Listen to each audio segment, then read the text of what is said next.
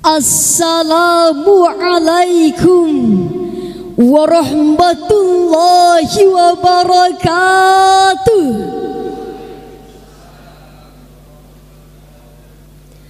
Alhamdulillahilladzi an'ama alaina bi ni'matil imani wal islam. As-salatu wassalamu ala afdolil imam wa ala alihi wa sahbihil kiram. Amma ba'd.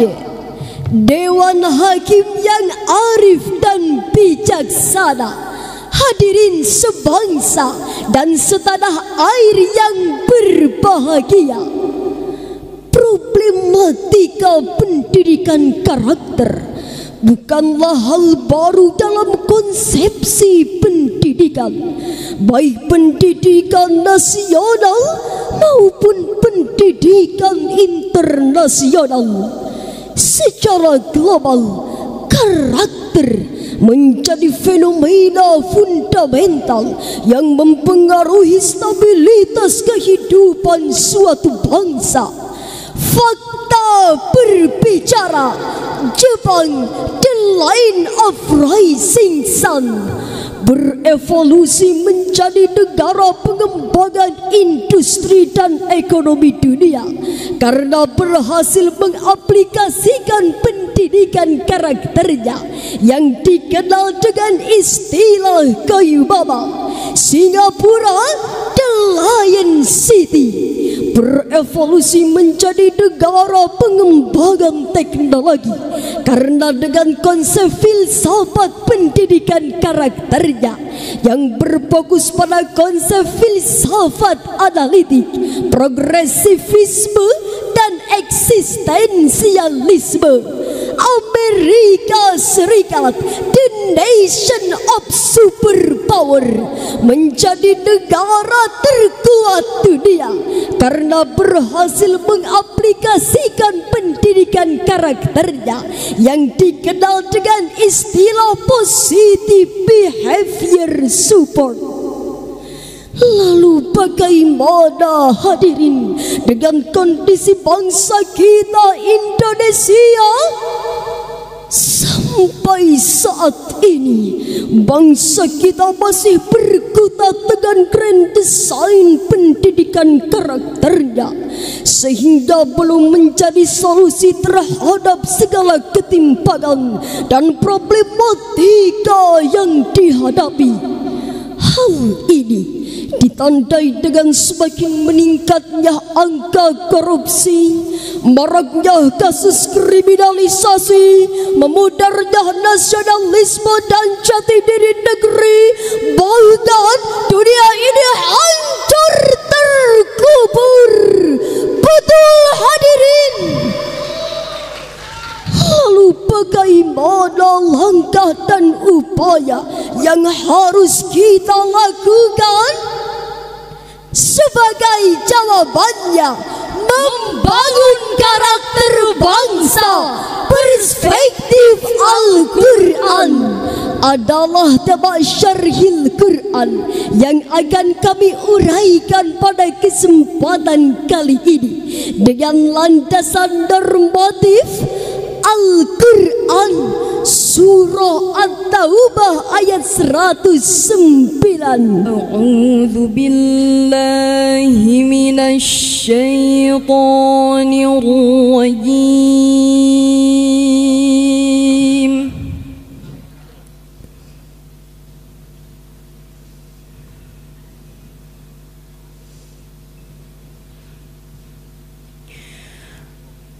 Bismillahirrahmanirrahim.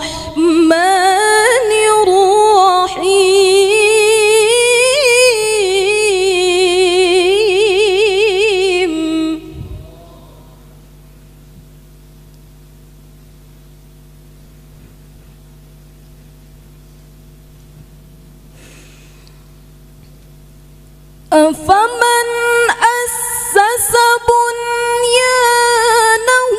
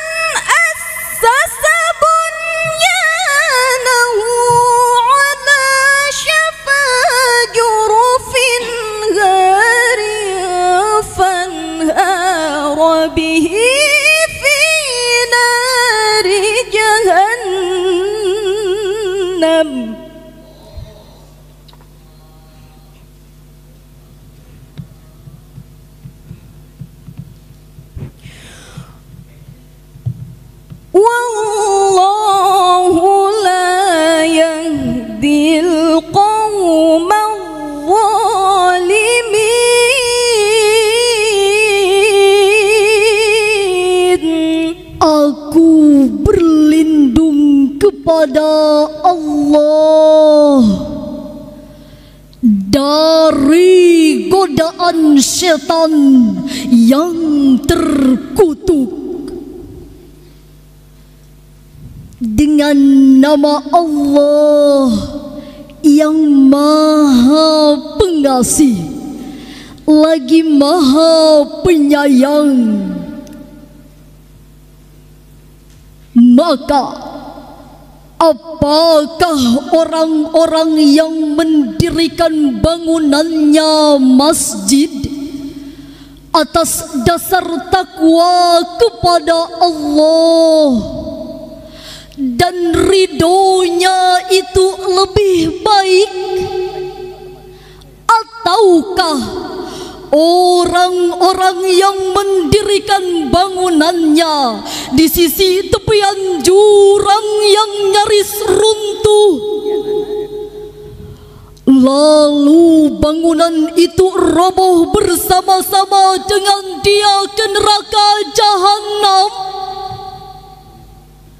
Sesungguhnya Allah tidak memberi petunjuk kepada kaum yang zalim. Dewan Hakim yang arif dan bijaksana, hadirin yang berbahagia, firman Allah pada ayat tersebut merupakan kalam insya talabi yang ditandai dengan hamzah istifham takriri yang bermakna penetapan dan penegasan.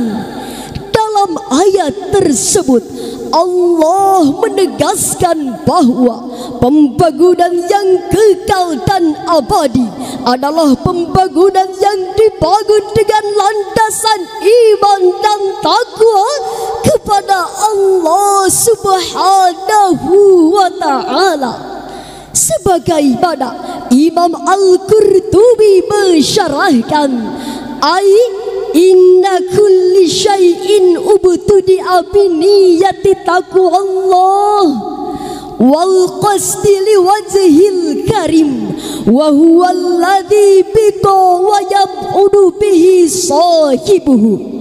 Apa saja yang diawali dengan niat takwa kepada Allah dan diorientasikan untuk kepentingan Allah, maka hal inilah yang akan kekal dan abadi, yang akan mendatangkan kebahagiaan bagi penghuninya.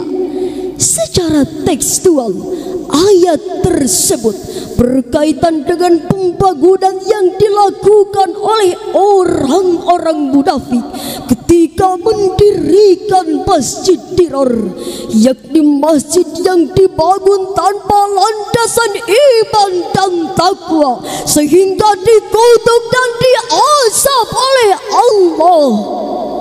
Walaupun demikian, secara kontekstual ayat tersebut merupakan landasan etis teologis dalam membangun pembangunan yang bersifat universal. Sebagaimana kaidah usul fikih mengatakan, idza waradal abu ala sababil khasi fal ibrah bi umumil lafzi la bi khususis sabab. Jika ada lafaz yang am oleh sebab yang khusus, maka yang diambil ibrah adalah keumuman lafaz, bukan kekhususan sebab. Hadirin yang berbahagia, oleh karena itu iman dan takwa harus dijadikan sebagai pondasi dalam setiap pembangunan, baik dalam bentuk pembangunan fisik material maupun mental spiritual. Lebih-lebih hadirin, dalam membangun karakter manusia penghuni bumi pertiwi ini, keimanan dan ketakwaan harus dijadikan sebagai pondasi paling dasar. Sebab jika tidak, membangun karakter manusia tanpa dilandasi iman dan takwa adalah pekerjaan yang hampa dan sia-sia. Bukan Bukankah sampai detik ini kita masih melihat dengan nyata maksiat masih merajalela dari anak muda sampai orang tua. Perilaku kriminal makin melanda para remaja, padahal mereka generasi bangsa. Saling hujat dan saling caci seperti sudah membudaya. Para agnia yang tidak mau berbagi harta dengan kaum duafa, pergantian pejabat malah berlanjut menaikkan harga-harga. Kasus korupsi yang tak kunjung mereda, bahkan para koruptornya mondar-mandir tersenyum bangga. Fakta ini hadirin sungguh fakta yang mengerikan, fakta yang mengiris hati, membuat pilu dan sakit hati. Di tengah semangat melakukan reformasi, malah dikhianati oleh oknum-oknum pejabat berdasi. Jika hal ini terus dibiarkan, tidak difikirkan dan diikhtiarkan solusi ke depannya, tidak mustahil fungsi manusia akan berubah menjadi Homo hominidus, manusia yang satu menjadi serigala bagi yang lainnya, yang kuat memakan yang lemah, yang pintar menyantap yang bodoh. Lantas bagaimanakah sikap kita dalam menghadapi problematika seperti ini? Sebagai jawabannya, mari kita renungkan firman Allah dalam Al-Quran surah At-Tahrim ayat 6. Ya ayyuhalladzina amanu qu anfusakum wa ahlikum nara.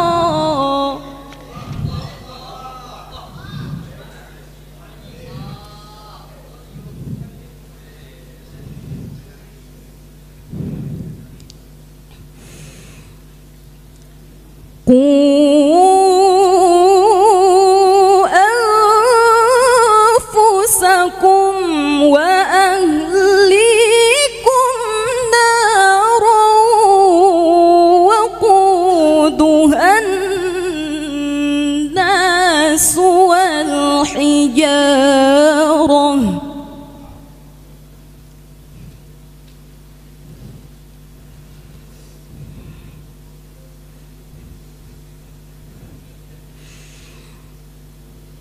وقودها الناس والحجارة عليها ملائكة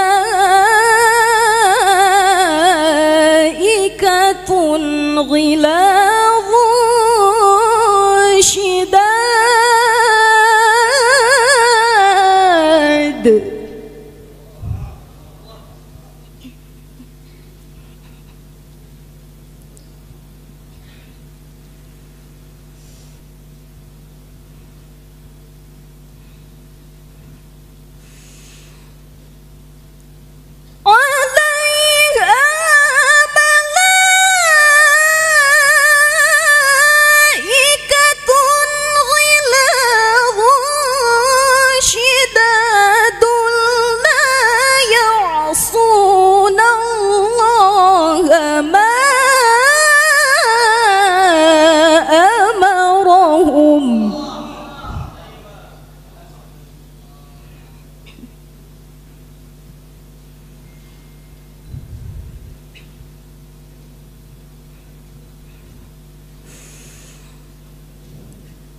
لا يعصون الله ما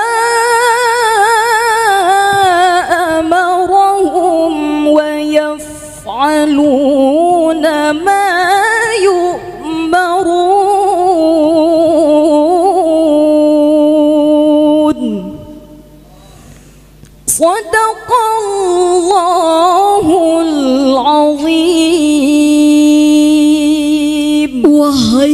orang-orang yang beriman.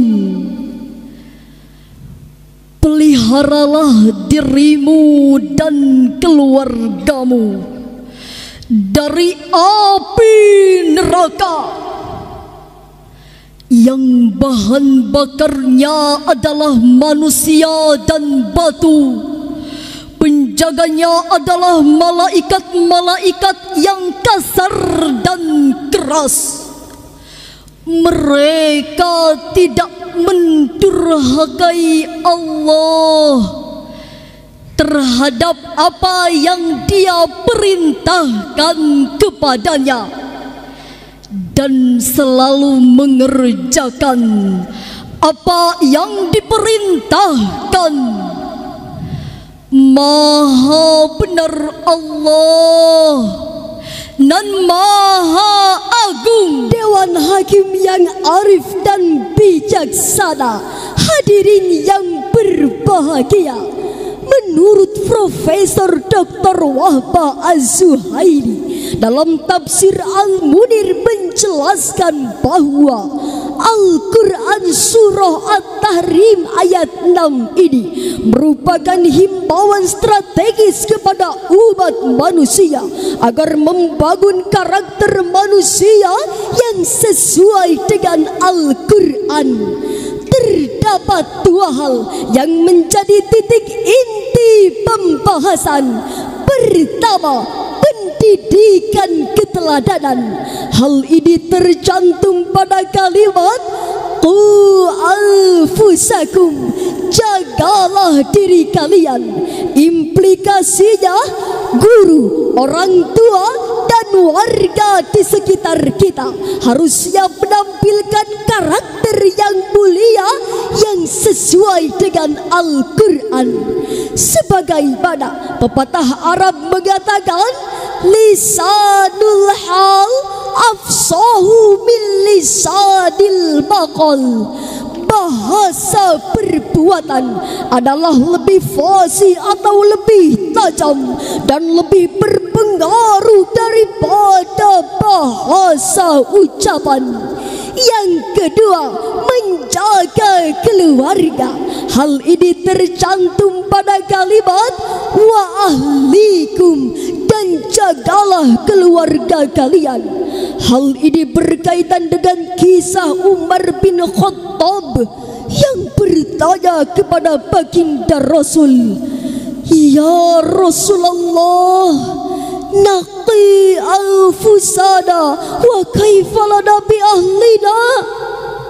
Ya Rasulullah, kami telah menjaga diri kami masing-masing, lalu bagaimana menjaga keluarga kami? Rasulullah menjawab, kamu perintahkan mereka terhadap apa yang diperintahkan Allah kepadamu, dan kamu larang mereka terhadap apa yang dilarang Allah kepadamu.